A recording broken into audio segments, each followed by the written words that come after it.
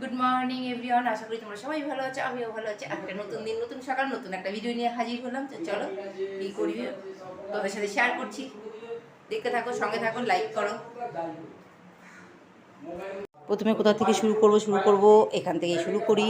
ফ্রিজে একটা দুধের প্যাকেট ছিল, একদম শক্ত পাথর, সেটা বের করলাম। এই দুধটা মানে বরফটা গলে গেলে এটাকে ফ্রিজে রাখবো, এটা সন্ধেবেলায় জাল দেবো, ওই জন্য বের করে রাখা। আর এর আগের দিন কাঁঠাল খেয়েছিলাম, তা তোমাদের তো কাঁঠাল দেখাতে পারিনি, দানা দেখিয়েছিলাম। সেই দানাটা বের করেছি, কারণ হচ্ছে পুঁই শাক চচ্চড়ি করব। পুঁই শাক এনেছে, পুঁই শাক, বেগুন আর কাঁঠালের দানা আর একটা মাছের মাথা দেবো। আজকে আবার কয়েকটা টুকরো কাঁঠাল নিয়ে এসে, যেহেতু আমরা একটু কমই খাই, কিন্তু আগের দিনের কাঁঠালটা হেভি ছিল, কি বলবো তোমাদেরকে, খুব ভালো ছিল। তা আমাদের এখানে না গোটা কাঁঠাল, যে যার যেরকম মনে হয়, গোটা কাঁঠাল যদি নেওয়ার ইচ্ছা হয় গোটা কাঁঠালও নিতে পারে, আবার এরকম ছাড়িয়েও বিক্রি হয়। তা আমাদের এরকম ছাড়িয়ে নিয়ে আসে, কেননা বেশি কেউ খায় না বলে, তাই। আর এই দেখো মাছ এনেছে, প্রচুর মাছের ডিম রয়েছে, এখন তো মাছের ডিম হয় ভালোই। আর এই মাছের যে মাথাটা দেখতে পাচ্ছ, এই মাথাটা দিয়ে এই পুঁই শাক চচ্চড়িটা করবো, কাঁঠালের দানা, মাছের এসব দিয়ে করব। আর এখান থেকে কটা মাছ নিয়ে মাছের একটু ঝোল ঝাল করবো।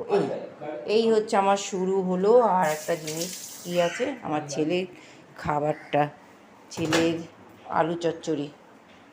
কি করব বলো, এখন না, কালকে করেছিলাম, করে কিছুটা ফ্রিজে রেখে দিয়েছিলাম। এই যে আলুর চচ্চড়ি এখন বের করলাম, রোজ রোজ এই আলুর চচ্চড়ি একই, এখন আর করি না।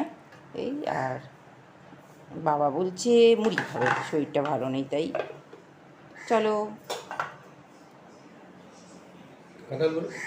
কাঁঠালগুলো চলো ব্রেকফাস্ট করে নিই।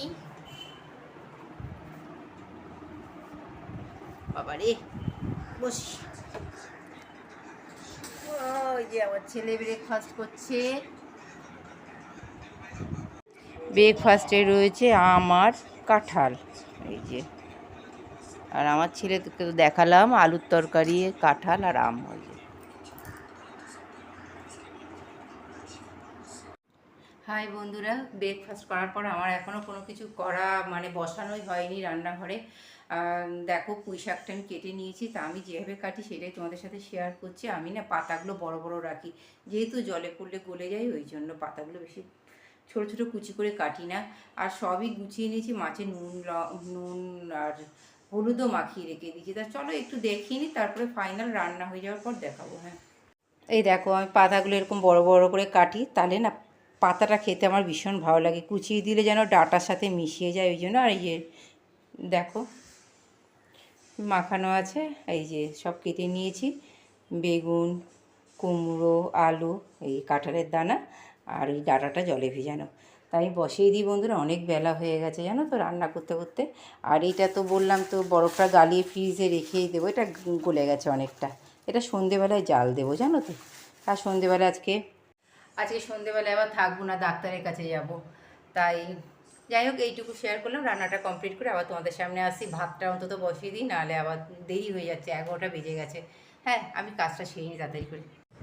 দেখো তোমাদের সাথে শেয়ার করতে ভুলে গেছি, আমি এই যে পুঁই শাক চচ্চড়িটা নিয়ে খাওয়া শুরু করে দিয়েছি, অনেকটাই খেয়ে ফেলেছি। তারপরে মনে হলো দেখাই, এই পেঁপের ডাল করেছিলাম আর এই মাছের ঝোল করেছি। মাছের ঝোল নেই, শুধু মাছের পেঁপের ডাল, ওই যে আমার ছেলেও খাচ্ছে ওই পাশে। আর এখানে মাছ ভাজা আছে, এটা কাজল মাছ ভাজা খেয়েছে, বাবা মাছ ভাজা খেয়েছে, আর একটা রয়েছে, এটা কালকের। এই খেয়ে নিই, মনে ছিল না, তাই এখনই একটু জাস্ট ক্লিপটা নিয়ে নিলাম, তোমার সাথে শেয়ার করে দিলাম। দেখো সারাদিনের পর রাত্রিবেলা বৃষ্টি।